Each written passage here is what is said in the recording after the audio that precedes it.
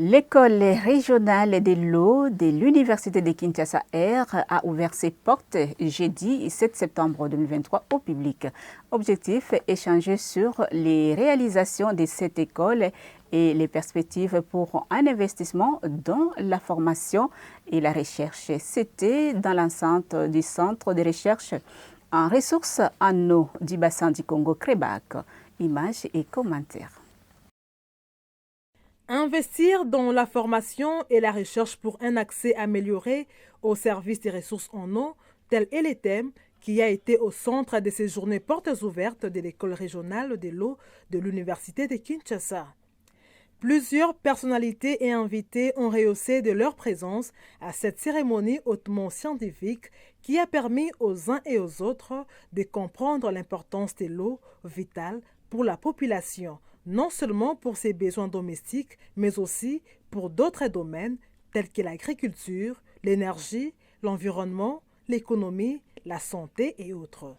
Pour l'école régionale de l'eau, qui a ouvert ses portes au public, garantir la durabilité de l'eau est devenu une préoccupation globale, d'où la nécessité du renforcement des capacités en matière de ressources en eau, credo de cette école dirigée par les professeurs Raphaël Chimanga. Il était question pour nous de pouvoir montrer les réalisations en termes de recherche, en termes d'innovation de l'école auprès du public, que le public puisse connaître ce qui s'est fait en matière de sensibilisation, de promotion, de valorisation des services de ressources en eau. Alors, actuellement, nous avons des étudiants qui sont en train de faire leurs recherches, leurs travaux de recherche, et nous avons aussi un programme d'enseignement. Alors, c'est ce que nous étions en train de pouvoir vouloir montrer au public maintenant, aux décideurs, aux scientifiques, aux gestionnaires, qu'ils puissent comprendre ce qui s'est fait ici. Et aussi échanger avec eux, puisque nous sommes en train de former les cadres, nous sommes en train de former les scientifiques, c'est pour répondre à un besoin. Et le besoin là est exprimé par la communauté, le peuple, le public qui est notre client. Alors il faudra qu'on puisse échanger, que nous puissions comprendre réellement ce qu'ils veulent en termes de solutions aux problèmes qui se posent dans leur secteur de travail respectif en matière de gestion de l'eau.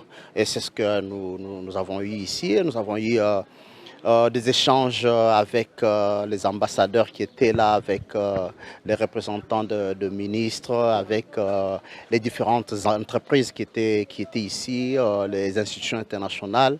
Et ils ont vu ce que nous sommes en train de faire et puis ils ont aussi donné des orientations et je pense que après ceci, il y aura un travail de suivi. Il y aura un travail de suivi pour mettre en œuvre, implémenter les recommandations que nous avons reçues, mais aussi continuer la sensibilisation pour que les questions des ressources en eau puissent être abordées à leur juste mesure dans notre pays, la République démocratique du Congo. Représentant les recteurs de l'UNUKI non pêché, le secrétaire général académique Eustache Banza, remerciant les professeurs Chimanga, a émis le vœu de voir l'école régionale de l'eau élargir et étendre la recherche à d'autres filières.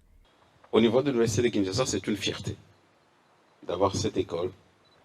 Et cette école qui se veut régionale, internationale, parce que nous avons nos compatriotes, je peux appeler, qui viennent de 12 provinces, et nos frères et sœurs africains qui sont là. C'est une fierté pour nous. Soyez-en félicités d'avoir accepté de venir à Kinshasa pour suivre ces enseignements. Et donc, ici, au niveau de 3 points. Chez nous, à l'Université de Kinshasa, ce sont les enseignements, la recherche et le service à la communauté. Et donc, quels sont les enseignements qui sont octroyés, basés sur l'eau? Le professeur Chimanga venait de le dire en profondeur. Quelles sont les recherches qui doivent être menées? Les recherches liées à l'eau, à la qualité, à la quantité. Et quels sont les services à rendre à la communauté, pas seulement nationale, mais aussi internationale, en ce qui concerne l'eau. À titre d'exemple, l'eau constitue un facteur de conflit. Je prends un titre d'exemple. En Asie mineure, vous avez les détroits des Malkas. Vous allez en Océanie, vous voyez l'Australie et la Nouvelle-Zélande avec les autres pays qui avoisinent. Vous venez ici chez nous en Afrique, les exemples font les yeux.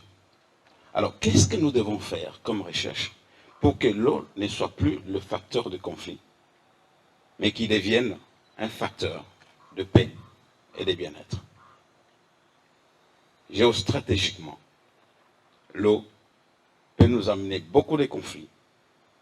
L'eau peut nous permettre à renforcer la diplomatie agissante, comme elle est prônée par le président de la République, Félix-Antoine Tshisekedi. Occasion pour l'ambassadrice de l'Éthiopie en RDC, Fortuna Dibako, d'inviter les États africains à la collaboration en matière de gestion de l'eau qui doit être source de paix et de développement et non de conflits. Alors la gestion des ressources en eau est importante pour une répartition équitable de l'eau, pour renforcer la résilience aux chocs climatiques, aux changements climatiques et à d'autres chocs. Et pour lutter contre la pénurie d'eau aussi. Atteindre ces objectifs nécessite de travailler à plusieurs niveaux, notamment au niveau communautaire, au niveau du bassin localisé et au niveau national ainsi qu'au niveau régional pour faire progresser les lois, les politiques, la planification et les pratiques techniques et sociales.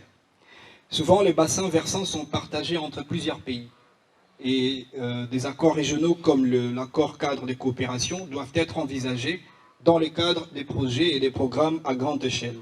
Lançant la journée portes ouvertes de l'eau, le représentant du ministre de l'Enseignement supérieur, les conseillers scientifiques l'OFMB, a souligné le rôle combien crucial de l'eau, élément le plus important qui nécessite une coopération tous azimuts. L'eau, comme je viens de le dire, est un peu la synthèse des éléments de la nature. Et nous voudrions que, dans cette dimension de synthèse, l'école régionale de l'eau fasse un peu, ou soit un peu, une sorte de structure de photosynthèse qui capte dans la nature tous les éléments essentiels à la survie de l'homme. Captation qui, on l'a entendu ici, n'est pas toujours facile. On a, pour ceux qui suivent, on a vu comment le prof Chimanga et son équipe ont souffert dans les différents points, dans les différents cours navigables et non navigables du fleuve Congo au péril de leur vie. On a vu comment d'autres chercheurs autour de la question des tourbières, donc je lance un clin d'œil à mon ami le professeur Bissa, se sont retrouvés dans des milieux très inconfortables, mais pour faire de la recherche au service de la communauté. Photosynthèse donc qui se permet de capter dans la nature les éléments essentiels qui reversent sur l'humanité, sur la société, cet oxygène qui est nécessaire à notre survie. Après les allocutions, la visite a commencé par les instruments et appareils de travail de haute technologie que dispose l'école. En guise de remerciement, les apprenants ont offert un bouquet de fleurs au professeur Raphaël Chimanga, qu'ils appellent affectueusement Rachi, pour ses efforts inlassables qu'il déploie dans le maintien de cette école régionale de l'eau de l'Unikine, logée au Crébac. Nous travaillons sur la quantité des besoins en eau des agglomérations. Nous travaillons aussi sur le traitement des eaux et les méthodes de contrôle et de surveillance de l'eau potable. Dans le module eau usée, nous parlons du système de drainage, de collecte et d'évacuation des eaux usées. Parce que nous avons parlé des eaux potables, mais après l'utilisation de l'eau, il y a un déchet qui en ressort, ce sont les eaux usées que nous devons aussi gérer pour ne pas polluer l'environnement. De manière ramassée, au fait, notre étude se place principalement dans la connaissance des causes des inondations dans le bassin versant de l'Andjili, en cherchant à savoir quelles sont les causes des inondations, quelles sont les causes qui aggravent les inondations dans notre bassin versant et comment arriver au fait à gérer ces inondations-là, comment arriver à augmenter la résilience des populations par rapport à ces différentes causes. Partant de cette étude, nous avons compris que si rien ne change, à partir de 2030, la population vivant à Kisantu aura des problèmes d'approvisionnement en eau si l'usine n'arrive pas à réhabiliter et à augmenter sa capacité de production. donc il y aura un problème. Nous avons aussi vu qu'avec la croissance de la démographie, que ce soit l'eau potable et l'hydroélectricité causera un grand problème à partir de 2030. Signalons que l'ER est une institution supérieure qui propose des programmes de formation en ressources en eau pour répondre aux besoins en compétences des acteurs de la gestion de l'eau en Afrique et dans le monde.